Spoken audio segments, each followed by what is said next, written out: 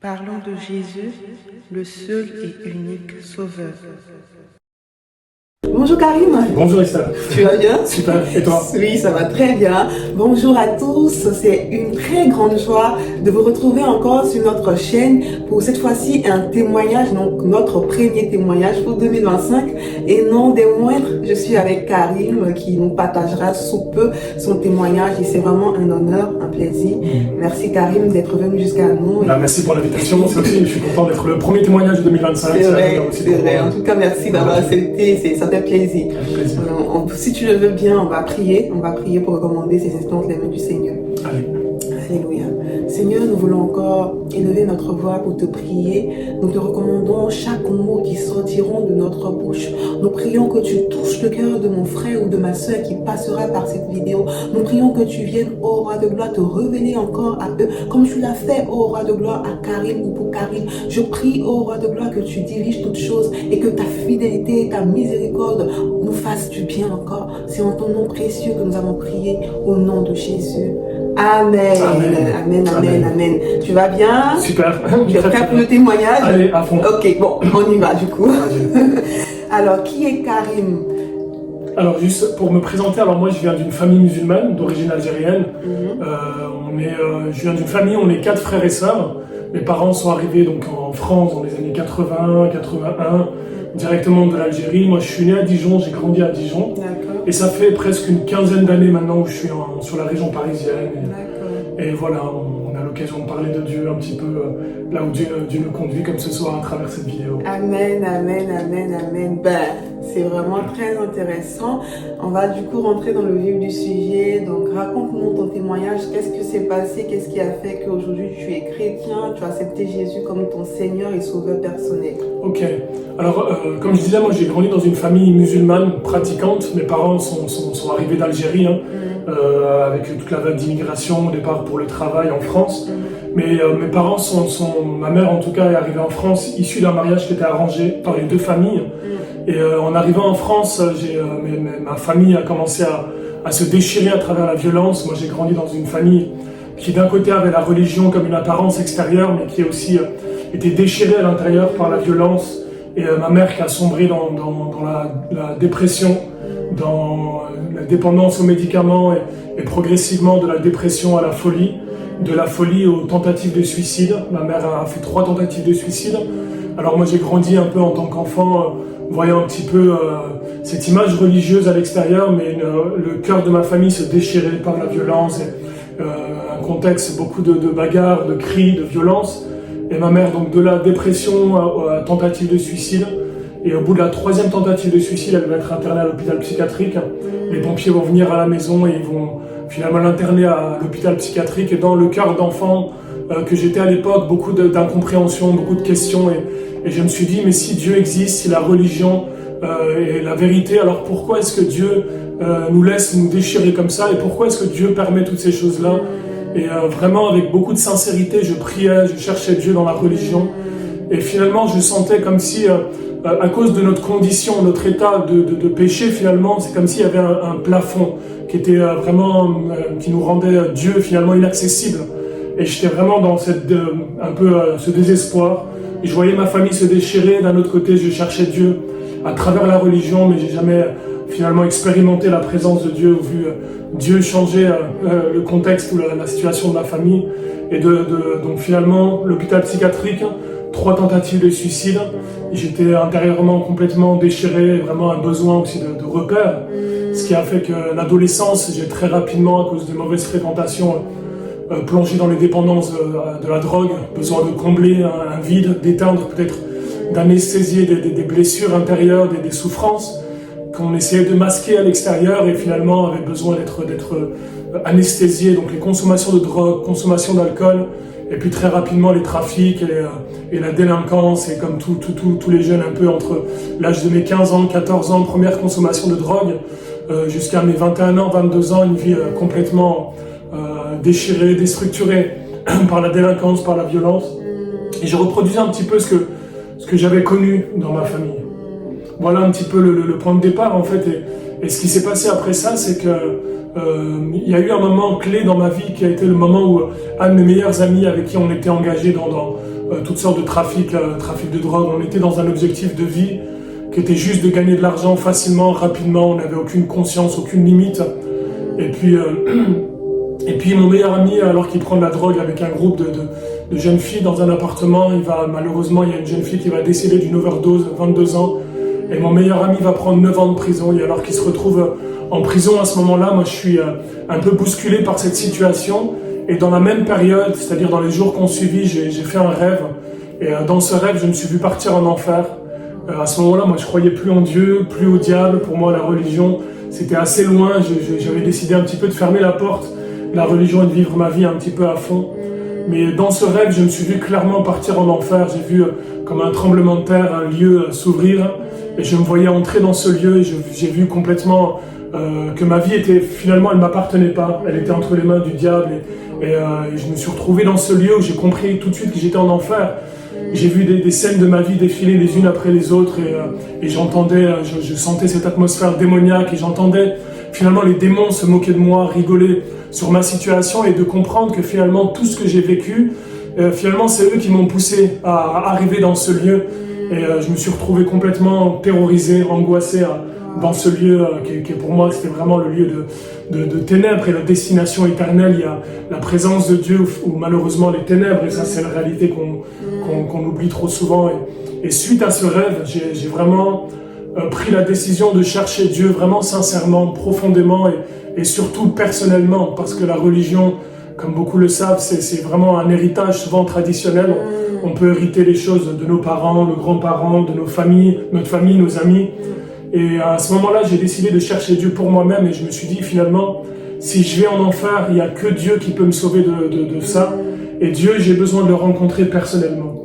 C'est-à-dire qu'un jour, je vais rencontrer Dieu, mes parents ne seront pas là, ma famille ne sera pas là, personne ne sera là pour moi. Et j'ai besoin de rencontrer Dieu, de faire vraiment une rencontre personnelle avec Dieu. Et ce qui s'est passé, c'est que quelques semaines après ce rêve, j'ai rencontré un chrétien qui partageait l'évangile, m'a parlé de Jésus, il m'a offert une Bible. Et au départ, moi, je le confrontais un petit peu parce que je me considérais comme musulman, de manière culturelle, traditionnelle. Je confrontais ce frère, il s'appelle Henri. Et alors qu'on commence à discuter un petit peu sur la foi, et j'ai essayé de le convertir à l'islam avec les arguments que j'avais, en lui expliquant que l'islam, c'était la dernière religion, le Coran, c'était le dernier livre, et Mohamed, c'est le dernier prophète. Donc finalement, c'est lui qui devrait se convertir à l'islam. Et on était dans une forme un peu de débat, de confrontation comme ça. Mais ce qui s'est passé, c'est que ce frère, avec beaucoup de sagesse, il n'est pas rentré dans des confrontations. Il n'est pas rentré dans des discussions d'arguments. Il m'a partagé comment Dieu a transformé sa vie à travers la personne de Jésus. Il m'expliquait que Jésus, c'est la présence de Dieu incarnée et qu'il est venu sur terre justement pour manifester la présence de Dieu et qu'à travers la personne du Christ, sa vie a été complètement transformée. Et quand il me partageait son histoire avec Dieu, ça a créé un peu une lutte intérieure et je me suis dit, mais moi je suis musulman, je suis arabe, je suis algérien et avec toute la condition de ma culture, de ma famille, de ma tradition et je rejetais un petit peu toute forme de christianisme, que ce soit le catholicisme ou la religion de manière générale. Mais dans mon cœur, il y avait quand même une soif d'expérimenter aussi la même chose. Je me suis dit, mais si Dieu est capable de changer la vie d'une personne comme ça, finalement c'est ce que j'ai besoin aussi. Et ça m'a donné vraiment beaucoup de curiosité, de soif. Et il m'a offert une Bible, on a discuté pendant des heures et il m'a offert une Bible, je l'ai laissée chez moi, je ne pensais pas la lire un jour. Et puis ma vie continuait à s'enfoncer complètement dans les dépendances à la drogue, dépendance à l'alcool. Je me suis retrouvé à la rue complètement en errance, vers l'âge de 21 ans, entre mes 19 ans jusqu'à mes 20 ans, 21 ans, j'ai vraiment eu une vie complètement d'errance, de destruction. Et j'avais plus aucun sens, plus aucune direction. Et puis un jour, j'ai crié à Dieu, j'ai demandé à Dieu vraiment de me révéler qui il était. J'étais sur une avenue, je marchais dans la rue et j'ai crié à Dieu. J'ai dit, Dieu, si tu existes, je veux te connaître en vérité. Pas ce que les hommes disent de toi, mais qui tu es en vérité. Amen. Pas les prêtres, ni les imams, ni les pasteurs. Parce que je savais qu'au fond de moi, si Dieu existait, j'avais besoin de le rencontrer personnellement. Amen. Et j'étais vraiment dans cette démarche de crier à Dieu, un cri de désespoir. Et pour moi, je pense que la foi, elle commence comme ça. La foi, le premier point de la foi, c'est vraiment ce cri de désespoir qui vient chercher une solution auprès de Dieu. Et c'est ce que j'ai fait. Quand j'ai crié à Dieu, mon regard s'est arrêté sur un panneau publicitaire et c'était marqué « Si on ne cherche pas, on ne trouve pas Wow. ». Et j'ai été bloqué par ce panneau publicitaire, j'ai eu des frissons de la tête jusqu'aux pieds. Et c'est comme si ces phrases, elles jaillissaient de ce panneau, elles sont venues vraiment percer mon cœur, percer mon être intérieur. Et j'ai compris que c'était pas simplement un panneau publicitaire, mais que Dieu était capable de s'adresser à moi à travers toutes sortes de choses, peut-être à travers la bouche d'un enfant ou de quelqu'un dans la rue, et à travers un panneau publicitaire, Dieu m'a parlé et m'a invité à le chercher lui. Et je suis rentré dans ma chambre à ce moment-là et j'ai ouvert l'évangile pour la première fois de ma vie. Et je pensais découvrir la religion chrétienne, toutes les règles et les lois un petit peu qui sont imposées. Mais en lisant les évangiles, j'ai découvert non pas une religion, mais la personne la plus merveilleuse qui a marché sur la terre, qui est la personne de Jésus. Il est venu non pas fonder une religion et imposer des règles, mais il est venu avec beaucoup de compassion, voyant le cœur, la souffrance de l'homme esclave du péché. Et il est venu dans un seul objectif, comme dit la Bible, il est venu pour détruire les œuvres du diable. Et moi, j'étais complètement esclave et lié et détruit intérieurement par le péché et par toute cette œuvre de destruction depuis mon enfance. Et en ouvrant les évangiles, j'ai été ébloui, vraiment émerveillé par la personne de Jésus. Comme sa lumière m'a commencé à éclairer mon âme, à éclairer mon intelligence, et je sentais une paix surnaturelle, un amour surnaturel commencer à remplir la chambre là où j'étais, non seulement à l'extérieur, mais aussi à l'intérieur. Et je sentais, je ne le comprenais pas à ce moment-là, mais vraiment la présence de Dieu de manière tangible a commencé à remplir ma chambre. Et j'ai commencé à m'effondrer en larmes, convaincu de mes péchés, convaincu de mon état. J'ai compris que j'avais 21 ans, 21, 22 ans à ce moment-là, et j'ai compris que pendant toute ma vie, je bataillais pour garder une bonne image, une bonne façade devant tout le monde, mais que devant Dieu, je ne pouvais pas tenir ce masque. Devant Dieu, j'étais qui j'étais avec toutes mes blessures, toutes mes souffrances, tout le mal que j'avais fait, toute la haine, toute la méchanceté, l'orgueil qui était à l'intérieur, et c'est comme si mon cœur était dévoilé dans la présence de Dieu. Je me suis effondré à genoux et j'ai commencé à pleurer comme un enfant, et j'ai vécu ce que la Bible appelle la repentance finalement à ce moment-là. J'ai vraiment expérimenté cette profonde repentance, ce regret de mon état, ce désespoir de mon état. Et je pleurais devant Dieu et en même temps je sentais son amour me remplir. Et j'ai compris que l'une des grandes vérités sur Dieu, c'est que Dieu connaît nos péchés, il connaît nos faiblesses, il connaît nos erreurs, mais il nous aime et il veut nous conduire à la repentance, il veut nous conduire dans un changement intérieur afin que lui puisse maintenant conduire notre vie et faire de nous la personne qu'on doit être. Amen. Et à ce moment-là, c'est ce qui s'est passé. Vraiment, je me suis effondré en larmes dans la présence de Dieu. Et en même temps, j'étais en train de pleurer dans la présence de Dieu. Sa paix, son amour surnaturel me remplissait. Et pour la première fois, Esther, à l'âge de 21 ans, je suis parti dormir ce soir-là sans consommer de la drogue, sans consommer de l'alcool, sans consommer quoi que ce soit. J'ai dormi comme un enfant et je me suis réveillé le lendemain matin avec la présence de Dieu, avec la conviction. Je me rappelle comme si c'était hier, j'étais assis sur le bord de mon lit et je me suis dit, Karine, ta vie ne sera plus jamais la même à partir de ce moment. Amen. Amen. Et c'est le cas pour chacun d'entre nous. Quand tu as rencontré Jésus, tu sais que ta vie ne sera plus jamais la même. Il y a une expérience qui transforme profondément et radicalement, et c'est la différence avec la religion. Et depuis ce moment-là, Dieu a littéralement brisé des chaînes à l'intérieur, des chaînes d'addiction, des chaînes de dépendance, des chaînes de péché, vraiment tout ce qui m'avait enfermé pendant toutes ces années, cadenassé dans une fausse identité, une fausse personnalité, quelqu'un que j'étais pas, mais que j'étais devenu à cause des circonstances de la vie.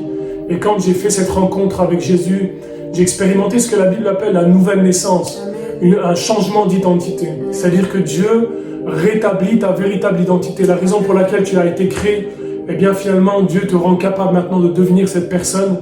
Et comme dit la Bible, à ceux qui l'ont reçu, à ceux qui ont cru en lui, il a donné le pouvoir de devenir enfant de Dieu. Amen. La volonté, c'est la part de l'homme, mais le pouvoir, c'est la part de Dieu. Amen. Même si on a envie d'être quelqu'un d'autre, seule la puissance de Dieu est capable de nous transformer et de nous faire devenir cette personne. Et voilà, suite à ça, j'ai été vraiment vécu plein de sortes d'expériences avec Dieu, notamment j'ai été rempli du Saint-Esprit. J'ai vécu une expérience qui a été vraiment comme un revêtement de puissance. Dieu m'a rempli de sa présence, il m'a rempli de sa puissance. Et je savais que maintenant, mon cœur brûlait pour partager ce que Dieu avait fait dans ma vie, parler de Jésus à tous ceux qui étaient dans les mêmes situations que moi, qui avaient le besoin aussi de faire cette rencontre avec Dieu. Et les premières personnes à qui j'ai témoigné de la foi, finalement, c'est ma famille. Je suis parti rencontrer ma mère à qui j'ai parlé de ce que Jésus a fait dans ma vie. Et au début, c'était assez conflictuel, c'était très très compliqué. parce qu'elle, en tant que femme musulmane, ayant grandi, toujours connu l'islam pendant toutes ces années, elle était un petit peu en confrontation quand je rentre dans sa chambre pour lui parler de Jésus. La première réaction qu'elle a, c'est qu'elle va m'insulter en arabe. Elle va me maudire en arabe et me dire je veux pas entendre parler de ça, je veux pas entendre parler de Jésus, tu prends ta Bible et tu t'en vas. Et c'était assez conflictuel. Mais ce qui se passait, c'est que vraiment, elle a constaté le changement. Elle m'a raconté plus tard que lorsqu'elle m'a vu rentrer dans sa chambre, elle me disait c'est comme si une lumière était rentrée dans ma chambre à ce moment-là. Et elle a compris que, ce qui a produit la remise en question, c'est qu'elle a compris qu'il y avait plus que Karim à ce moment-là. Amen. Il y avait vraiment quelque chose qui avait changé. La présence de Dieu on pouvait en être sensible de cette présence. Et quand elle a vu vraiment la transformation, elle s'est vraiment remise en question. Elle m'a posé la question finalement avec le temps, me dire mais qu'est-ce qui s'est passé dans ta vie? Et je lui ai dit maman, c'est l'amour de Dieu, c'est la puissance de Jésus qui m'a libéré. Et je lui ai dit ce qu'il a fait pour moi, il peut aussi le faire pour toi. Amen. Et quand je l'ai laissé un petit peu avec ses paroles et toute seule dans sa chambre, elle va décider aussi de faire la même expérience que moi. Elle va se mettre à genoux et elle va faire une prière à Dieu dans sa chambre toute seule. Elle prenait entre 10 et 15 médicaments par jour à cause de la dépression, à cause de sa situation, les séjours à l'hôpital psychiatrique. Ses journées étaient rythmées par la prise de médicaments du matin jusqu'au soir. Elle avait sa coupelle de médicaments et elle va se mettre à genoux, elle va faire une prière, elle va dire « Seigneur Jésus, moi je ne te connais pas, mais mon fils m'a parlé de toi. » Et je crois que Dieu aime ce genre de prières qui viennent du cœur et qui sont authentiques. Et elle a dit, si c'est toi qui as transformé mon fils, si c'est toi qui l'as délivré, moi je te demande simplement de m'aider à arrêter les médicaments. Et si tu m'aides à arrêter les médicaments, alors je croirai en toi. Amen. Et quelques heures plus tard, elle va faire une expérience où elle va raconter elle-même dans son témoignage et dans son parcours avec Dieu qu'elle a senti une chaleur descendre du ciel, de son plafond, comme elle le décrit, venir de la tête jusqu'aux pieds. Et comme un amour commençait à l'envelopper, une paix commençait à l'envelopper, et instantanément elle a été libérée de la folie, de la dépression, de tous les médicaments qu'elle prenait. Elle a aussi donné sa vie à Jésus et Dieu a bouleversé sa vie. Et il a fait la même chose également pour chaque membre de ma famille qui a expérimenté aussi l'amour et la puissance de Dieu. Et voilà, on a tellement de choses à dire quand on parle de ce que Jésus a fait pour nous. Et on veut pas le cacher, on veut pas le garder, mais on veut le proclamer, le dire à tous. Parce qu'on a besoin de la présence de Dieu. Amen. La présence de Dieu, c'est le seul médicament capable de nous guérir en profondeur. Et les médecins peuvent nous soigner, les médicaments peuvent nous soulager, mais il n'y a que la présence de Dieu qui peut nous guérir profondément. Amen. Parce qu'il y a des blessures intérieures que les médicaments ne peuvent pas régler. Amen. Il y a des forteresses de pensée, un esclavage dans nos pensées, une dépression, un enfermement, des pensées de mort, des choses qui nous enferment. Les médicaments peuvent nous soulager un instant et c'est important, mais je crois qu'il n'y a que la présence de Dieu capable de nous transformer profondément et radicalement. Et je ne sais pas qui écoute ce message, mais j'aimerais juste dire que tu as besoin de la présence de Dieu. Et la présence de Dieu, elle est venue à travers un homme qui s'appelle Jésus. C'est pas une religion, c'est pas un bébé dans une crèche, mais c'est la présence de Dieu qui a été, comme la Bible l'appelle, l'incarnation, manifestée dans un corps humain. Jésus est la manifestation de la présence de Dieu et il a la puissance de transformer nos vies, de nous libérer de toutes nos chaînes, de toutes nos dépendances, de tout ce qui nous a enfermés depuis notre enfance et de nous donner un nouveau départ et une nouvelle identité. Waouh! Waouh! Je découvre le témoignage avec vous et je suis touchée. Je suis même aux larmes. Voilà, c'est vraiment touchant ce témoignage et je sais que le Seigneur vous fera du bien. Là, on n'est pas en train de parler ici d'une religion, mais on vous parle d'une relation. Voyez comment le Seigneur s'est révélé à lui, comment il a transformé sa vie. Il l'a délivré de toute forme de dépendance. Et ça, c'est que Jésus qui le fait. Amen. Waouh! Merci. Super. Merci en tout cas, Esther, pour ton l'occasion. témoignage. Et puis bon, j'ai juste une question. Comment tu vis du coup ta vie au quotidien, ta foi, comment c'est vrai que tu en as parlé un peu, comment tu parles de Jésus, tu prêches la bonne nouvelle à vraiment tes proches et tout, mais particulièrement comment tu la vis? Est-ce qu'il y a eu des moments d'oppression? Il y a eu des moments où tu as voulu relâcher? Et comment tu as fait pour rebondir et tout, pour encourager justement quelqu'un qui est peut-être dans cet état-là? Alors, effectivement, moi, au tout début de ma vie chrétienne, il y a eu beaucoup de combats, beaucoup de remises en question, parce qu'on vient aussi d'une culture qui peut-être aussi remet en question aussi toute la dimension de la foi chrétienne. Mais quand j'étais dans les incompréhensions, les moments un petit peu compliqués, la clé pour moi, c'était vraiment d'abandonner ma vie à Dieu. Amen. Et de lui laisser le contrôle. Et je crois que la foi, il y a plusieurs dimensions. Il y a une dimension de la foi qui est pour moi de faire confiance à Dieu même quand je ne comprends pas. Amen. Même quand je vis des batailles, quand je vis des combats, j'abandonne ma vie à Dieu. Je sais qu'il est au contrôle et que, comme un bon père, il prend soin de moi. Amen. Et que même si je passe à travers, comme dit David, à travers la vallée de l'ombre de la mort, il est avec moi, il me soutient, il me porte. Et l'objectif, c'est pas de me retirer de la vallée de l'ombre de la mort, mais c'est de me faire traverser. Amen. Et je sais que même si je traverse, la présence de Dieu est avec moi. Et plus je m'abandonne à lui, plus il devient un soutien qui est réel, qui est présent. Et c'est plus qu'un ami. C'est vraiment que Dieu, c'est pas quelque chose, c'est quelqu'un. Et quand on apprend à le connaître, à développer cette relation avec lui, on se rend compte qu'il est plus qu'un Dieu créateur, mais il est aussi un conseiller, il est aussi un ami, il est aussi un consolateur, il est aussi celui qui nous donne la force quand on est découragé. Et il nous donne tout ce qu'on a besoin finalement. Et j'ai trouvé que la clé finalement, c'était de s'abandonner à Dieu et de lui faire confiance totalement dans toutes les situations. Et ça ne veut pas dire que c'est facile tous les jours, mais il y a une promesse de Dieu qui dit « Je serai avec vous tous les jours ». Il n'a pas dit qu'il nous fera échapper toutes les situations, mais qu'il serait avec nous dans chacune des situations. Et je pense qu'en s'abandonnant à Dieu, Dieu prend plus de place et on est davantage conscient de sa présence. Amen. Et ce qui nous donne la force. Et c'est ce qui fait la différence entre deux personnes qui vivent les mêmes épreuves. La vie avec la présence de Dieu, il est capable de la vivre la tête haute et passer à travers toutes les situations un peu difficiles. Et ce qui va faire la différence avec quelqu'un peut-être qui peut s'effondrer et plonger complètement dans une forme de dépression, de pensée négative. Mais la présence de Dieu marque la différence, je pense, dans la vie d'un enfant de Dieu. Waouh, amen, amen. C'est deep, hein, c'est vraiment deep. Merci vraiment pour ce temps-là. J'ai vraiment été bénie. J'ai vraiment été bénie. J'ai même des frissons actuellement. Alors, on va terminer. Est-ce que tu as un mot d'encouragement à quelqu'un qui peut-être va tomber sur cette vidéo, qui se pose beaucoup de questions? Alors, le mot de conclusion que j'aimerais dire, c'est vrai que la religion, c'est des règles qu'on peut respecter. Moi, je prêche pas contre une religion et pour moi, toutes les religions s'équivalent, que ce soit la religion chrétienne, musulmane, et toutes les traditions. Mais moi, je crois que au-delà de la religion, il y a la présence de Dieu. Et si une religion ne transforme pas ta vie, si un médicament ne te guérit pas dans ton mal et dans ton besoin, alors le problème, c'est pas que le malade est toujours souffrant. Le problème, c'est que le médicament ne marche pas. Si je prends un médicament qui ne me soigne pas, alors finalement, le problème, c'est pas moi qui souffre, mais c'est le médicament qui m'aide pas. Alors ce que j'ai besoin, c'est de changer de traitement, de changer de médicament et de découvrir le traitement et le médicament qui va me guérir et qui va me transformer.